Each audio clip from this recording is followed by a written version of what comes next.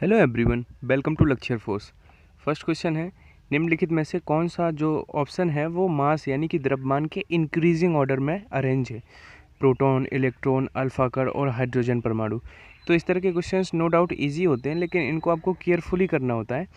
देखो, जो इलेक्ट्रॉन होता है इनमें सबसे कम इलेक्ट्रॉन का मास होता है, उसके बाद प्रोटॉन का होता है, उसके बाद हाइड्रोजन का होता है, फिर उसके बाद अल्फा कण का होता है। तो देखो, ये दो ऑप्शन तो आप ऐसे ही एलिमिनेट कर सकते थे, क्योंकि आपको पता होता है कि हीलियम का नाभिक जो होता है वो अल्फा कण होता है, यानी कि अल्फा कण तो सबसे बड़ा रहने वाला है, यानी कि या ऑप्शन बी होगा या ऑप्शन सी होगा।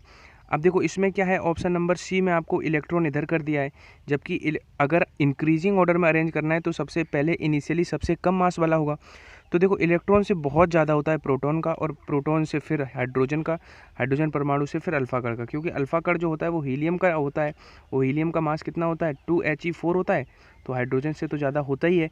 तो ऑब्वियस है कि अल्फा कण हमारा हाइड्रोजन से, तो हमारा कौन सा राइट आंसर हो गया? बी ऑप्शन मेरा इस क्वेश्चन का राइट आंसर हो गया। थोड़ा मिलता जुलता क्वेश्चन है ऊपर वाला, जिसमें क्या कह रहा है कि अगर दो प्रोटॉन्स के बीच में फोर्स जो है वो FPP है, और दो न्यूट्रॉन्स के बीच में फोर्स FPN है, और एक प्रोटॉन और एक न्यूट्रॉन के बीच में जो न्यूक्लियर फोर्स है वो FPN है, तो हमें बताना है कि कौन सा रिलेशन यहाँ पे सही है। तो इस क्वेश्चन से हमें, आप देखो गूगल कर सकते हो इस चीज़ को, जो आपका न्यूक्लियर फोर्स की एक क्वालिटी होती है कि वो चार्ज इंडिपेंडेंट होता है। अगर चार्ज इंडिपेंडेंट होता है तो फिर मेरा ऑल केसेस में इक्वल हो जाएंगे फोर्स, ठीक है।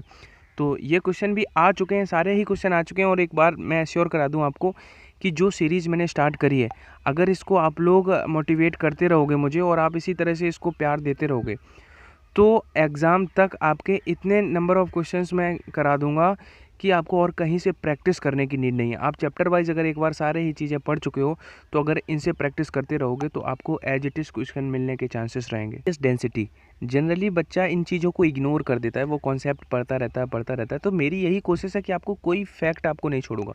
तो नाभिक का जो डेंसिटी होता है वो 2 पॉइंट समथिंग 2.2 इंटू 10⁻17 होता है। तो किस कोटि का हो जाएगा? 10⁻17 किलोग्राम प्रति मीटर क्यूब, ठीक है। तो इन फैक्ट को आप स्क्रीनशॉट ले लिया करो, नहीं तो कहीं लिख लिया करो एक बार।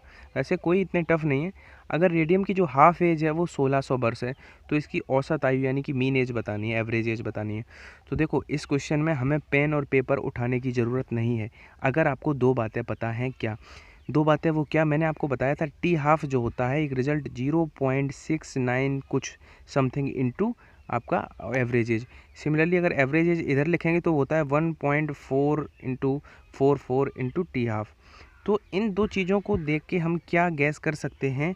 अब एक बात बताओ, गैस ये कर सकते हैं कि आपको दिख रहा है अगर रेशनलाइज करोगे तो आपका एवरेज एज ज़्यादा होता है, मतलब सारे ही ऑप्शन ज़्यादा हैं, तो इससे फ़र्क नहीं पड़ा। अब आप देखो कि अगर हम टी हाफ में 1.4 का गुणा करेंगे तो हमें एवरेज मिल जाएगा। मतलब पूरा 2 का गुणा तो नहीं किया है, मतलब पूरा 2 का गुणा नहीं किया है, तो मतलब पूरा 3200 से तो कम ही होगा, क्योंकि 1600 था, तो 3200 से कम कौन सा ऑप्शन दिख रहा है? ये ज़्यादा है, ये 3 गुना लगभग, ये 4 गुना लगभग। तो हमारा ऑटोमेटिकली विदाउट कैलकुलेशन ये सही हो गया। वैसे कैलकुलेशन कुछ बच्चे ऐसे होंगे जो कैलकुलेट करेंगे, कैसे 1.44 का गुणा करने लग जाएंगे, किस में? 1600 में।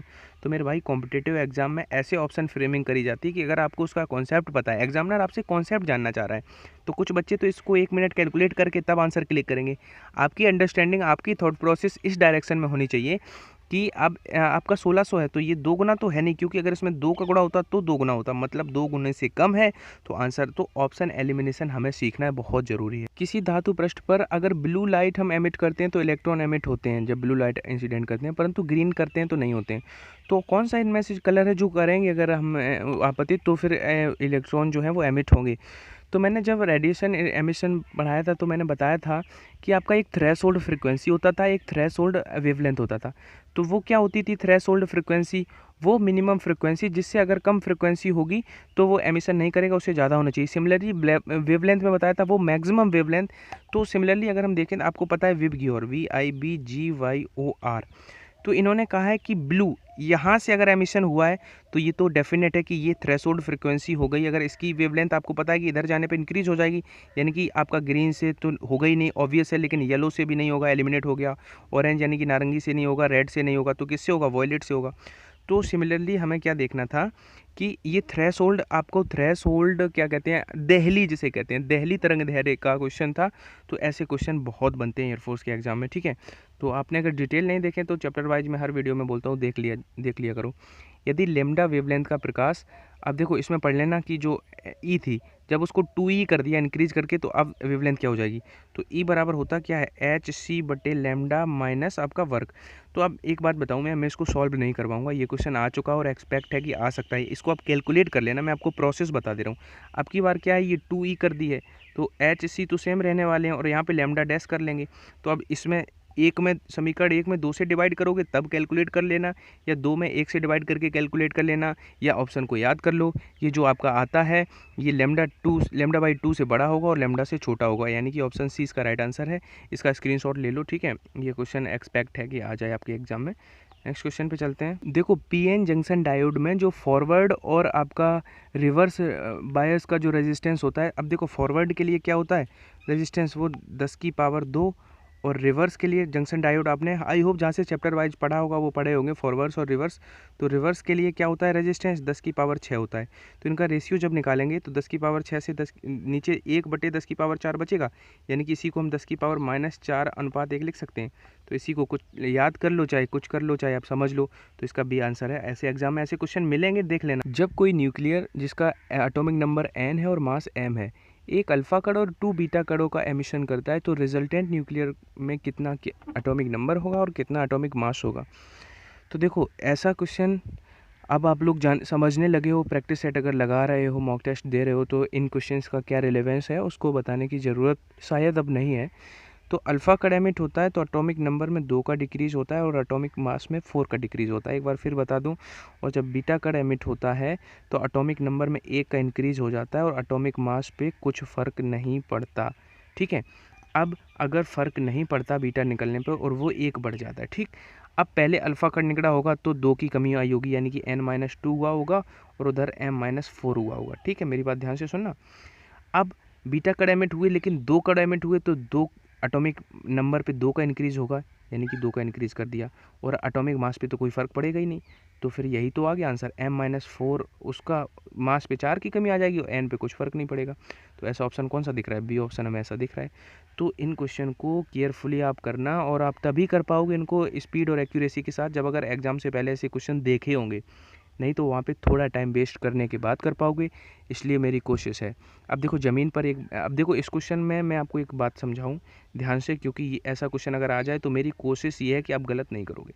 इसमें थोड़ा मुझे लैंग्वेज का प्रॉब्लम लग रहा है, लेकिन मैं आपको एक बात बताऊँ, क्वेश्चन जनरली कैसे बनते हैं कि एक सपोज जेट है यहाँ पे, ठीक है, एक बंदा यहाँ पे खड़ा हुआ है, तो जब उसके ऊपर आ जाता है वो जेट, तब यहाँ से यहाँ से वो सपोज एंगल यहाँ पे बना रहा था उसके साथ 30 का दिया है तो 30 का, तो जब वो उसके ऊपर आ जाता है, क्या है, जब उसके व्यक्ति की सुनाई देती है, जब यदि ध्वनि का वेग v है तो जेट का वेग, मतलब कहने का मतलब ये है, यहाँ पे मैं डिनोट कर दे रहा हूँ, ध्यान से समझ लेना। ABC क्वेश्चन ये कहेगा आपसे, ये इसको भूल जाओ, क्वेश्चन आपसे ये कहेगा कि एक जेट जितना टाइम में आपका या ए से सी तक आया, उतने ही टाइम में आपकी उसकी साउंड की जो उसकी स्पीड है वो उसे सुनाई दी, यानी कि जितना साउंड ने ट्रैवल किया जितने टाइम में ए से बी तक, उतना ही जेट ने ट्रैवल कर लिया ए से सी तक।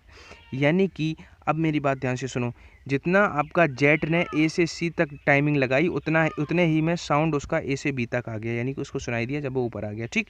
तो इसमें हमें क्या करना पड़ेगा कि अगर हम देखें कि आपका जो टाइम कांस्टेंट है, मतलब जितने टाइम में वो यहाँ आया जेट, उतने में यहाँ, अगर टाइम कांस्टेंट है, समय नियत है, तो जो आपका दूरी का अनुपात होता है वही तो चाल का अनुपात होता है, क्योंकि चाल बराबर दूरी बटे समय, और समय नियत है तो वही अनुपात आपका जितना चाल का होगा वही तो आपका दूरी का होगा। यानी कि ये दूरियां जो AC बटे आपकी AB, जो ये दूरियां हैं, इनको हम क्या लिख सकते हैं, आपका अगर इस एंगल से देखें तो ये हमारा cos थीटा लिख सकते हैं, क्योंकि cos थीटा क्या होता है, बेस बटे आपका क्या होता है, कर्ड हाइपोटेनस, तो इसको हम cos थीटा लिख सकते हैं, cos थीटा। तो अगर ये आपका रेशियो डिस्टेंस का है तो यही रेशियो तो उनकी वेलोसिटी का हो जाएगा, यानी कि ये जेट की वेलोसिटी ऊपर हम जेट की वेलोसिटी के लिए जे बना देते हैं, नीचे उसकी वेलोसिटी के लिए वी बना देते हैं। अब cos थीटा का मान कितना है यहाँ पे, cos 30, और cos 30 का मान होता है √3/2। तो यहाँ से v इधर आ जाएगा, तो ऑप्शन क्या मिल जाएगा, z की वेलोसिटी कितनी आएगी, v√3/2। लेकिन अगर इसी क्वेश्चन में यहाँ पे 60 होता तो आंसर v/2 हो जाता, क्योंकि इधर 1/2 होता तो v/2 हो जाता। या तो 60 का क्वेश्चन बनेगा या 30 का। अब इस क्वेश्चन में क्या है कि एक बार मैं आपको रिकमेंड करूंगा, इस क्वेश्चन को शायद मैंने पार्ट 73 या 72 में, 72 या 73 में डिटेल में समझाया है कि अगर वो लेफ्ट से आ रहा है या राइट से आ रहा है तो किस तरह से वो वेरी कर जाते हैं, कहाँ cos थीटा sin थीटा में कन्वर्ट किस तरह से हो जाता है। कई बार एंगल पूछता है तो थोड़ा डिफरेंट अप्रोच लगाते हैं, तो उसको एक बार देख लेना जाके, ठीक है। वैसे ऐसा क्वेश्चन आ सकता है।